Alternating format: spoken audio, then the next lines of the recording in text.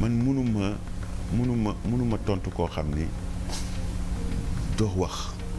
xam nga man bu ma dee wax man bi may jàppante ak Amadou dama doon jaar ci turam bu may jàppante ak grand Momar damay jaar mais man du ma tontu ay wax sànni te guddi yi ñu toll nii jàpp naa ni benn adversaire lañu am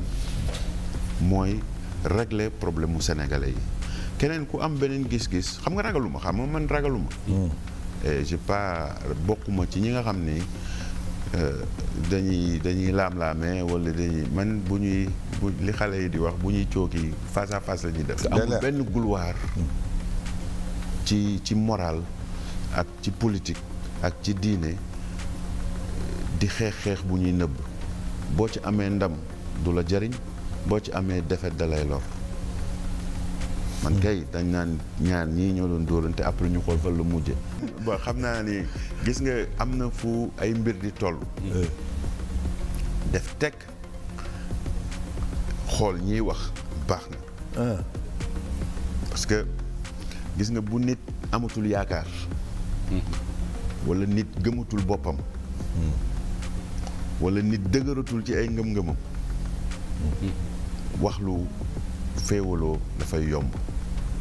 sànq nee nga Aminata Touré bu ne dem na c'est-à-dire ku xam ñun fi ñu jaar ba egsi fii nii du la metti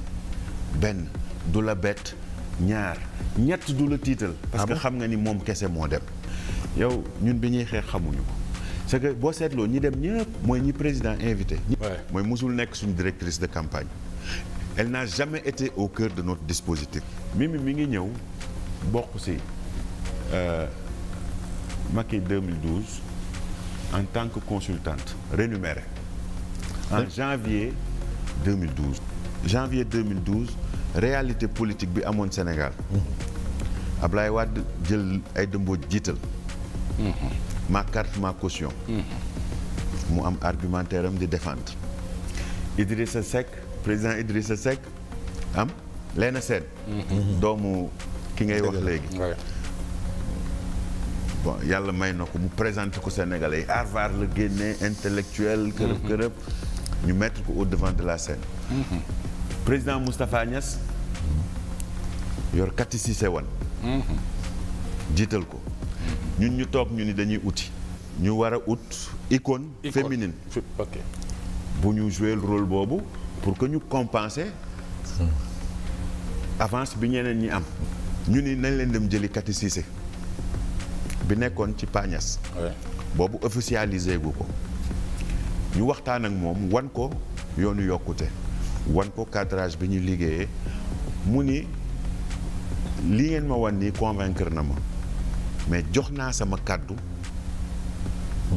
président Niass mënuma ci dellu gannaaw temps yi yëpp mi ngi may woo naan ma bàyyil di ma dugal naan ma maa ko indi Mor Ngom moo toog di waxtaan ñuy waxtaan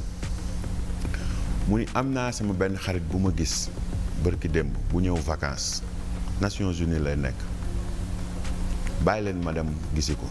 bi ko Mor Ngom demee seeti ni ko dañu bëgg nga ñëw bokk ci suñu directoire campagne porteel ñu l'image féminine ak le leadership féminine mu ne ko man dama ñëwoon congé samay congé jeex na damay ñibbi bu ngeen bëggee ma participer da ngeen may jël en charge ñu boole ko ñu wax Mimi na dem foofu ñu koy jël en charge di fay fi mu dëkk di ko jox loolu c'est différent de li grand bi wax ni que elle était au cœur de votre dispositif loolu moom ñu nommé ko moom ñu désigné ko chef de cabinet wu candidat bi mu yor agenda wu candidat bi ñu teg ko ci ginnaaw pour que buñ amee débat affaire u jigéen sax mu ñëw jotu koo def kan moo ko gis ci plateau télé kenn ñu génn jóge ci loolu gagné président nommé ko ministre de la justice 1 an mu nommé ko premier ministre comme ko nommé premier ministre ki mu njëkk a jàppanteel bon après circonstance yi mu fi jógee man la xëy rek convoqué cadre yi ni oui on va former 400 xaw ma lan foofu la problème yi commencé je vais former 400 débatteurs dama toog ba ci yàgg rek mu woo ma ni ma wéy ba da ngay ñëw présidence yow ak ñoom Abdou Mbow ma ne ko non defal ndànk parti bi moom maay sa patron. donc commencé déployer wu bëgg accaparer wu yëf yi ñu tirer sonnette d'alarme yi wax président moom d'habitude boo ñëwee di wax ci affaire yi naan la da ngeen a siis affaire bi on a besoin de tout le monde. on va prendre les Sénégalais. mais moom li mu toog lépp yëf yi boppam la doon liggéey. première rupture mu jógee premier ministre bi mu demee Grand Yoff perte première rupture. après moom ci boppam moo dem seeti ay kilifa diine seeti ay mbokku président seeti ay xarit président pour ñëwaat. ñu nomewaat ko HCT. defe ni yooyu bàyyi na ko au conseil. waaw lañ ko nommé. li may expliquer nii.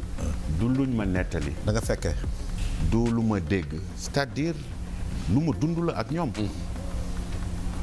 parce que xeex yi nag xeex bu njëkk bi man nag moom la woon xam naa bu baax li may wax. et du ma sos boo seetloo li muy wax. bi muy naan bàyyi na parce que bàyyi nag tamit boo amee fit mu doon dëgg ci yow da ngay bind nga ni bàyyi naa mais moom eggagul foofu ay waa àndatuma ñoom ay troisième mandat dinañ ci ñëw. tegu ko ci gis-gis tegu ko ci dëgg tegu ko ci yoon. bi muy bàyyi lan la wax dañ maa xañ poste président de l'Assemblée après que ma def 5102 kilomètres dañ ma koo xañ pour teg fa mbokk waaw dañ ma koo xañ parce que jigéen laa parce que ñaari sujet la jël jiital dëgg la boo demee à l'international mu ni la dañ may xeex ndax jigéen laa fii ci réew mi mu ni dañ may xeex parce que seen mbokk lañ fi bëgg a teg 30 minutes la wax 30 minutes yooyu li mu wax yëpp tey ñemeetu ci jaar ci benn ay argument am dañ may xeex ndax jigéen la dañ may xeex parce que dañ fee bëgg a teg seen mbokk ki ñu fi teg seen mbokk la tudde na doom Macky tudde na doom Marème Faye dañ koy xeex ndax jigéen la du dëgg dañ koy xeex parce que moom moo def 5102 kilomètres moom nommé nañ ko ministre de la justice deful 20 kilomètres bi ñu koy nommé ministre de la justice deful 20 kilomètres boobu ñun fekk na ñu def ay 50 et quelques mille kilomètres ca nommé wuñu bi ñu koy nommé premier ministre deful 5 kilomètres ci am na fekk na fi ñu def 60 000 kilomètres boobu fekk na Mansour Faye def 60 000 kilomètres Mor Ngom def 60 000 kilomètres Mbaye Ndiaye def 60 000 kilomètres Pape Samba Diop def 60 000 kilomètres Aziz Mbaye bi nga xam ni 2 fois la doon def tour yi def na 105 000 kilomètres président ci boppam ci def na 70 000 kilomètres moom deful 5 kilomètres ñu nommé ko premier ministre. donc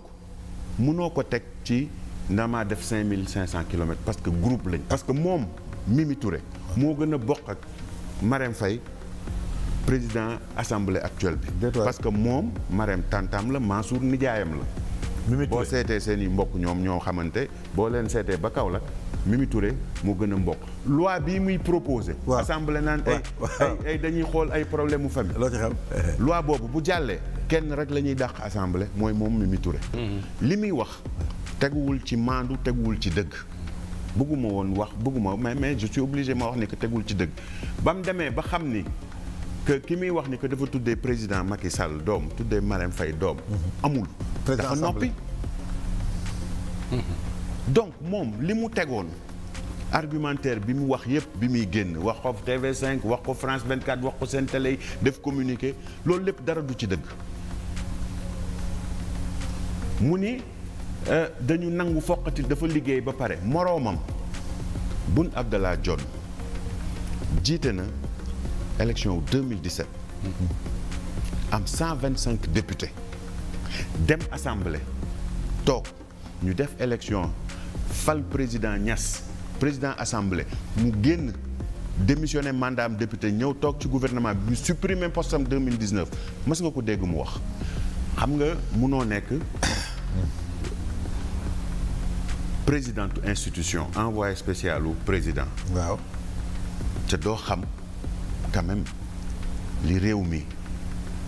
ci mbëbët ci suuf nga argumentaire li ñuy wax ni c'est lu ku dugg site conseil constitutionnel xool décision bi di nga ko gis kayit bii nii Mimi Touré am na ko depuis 2017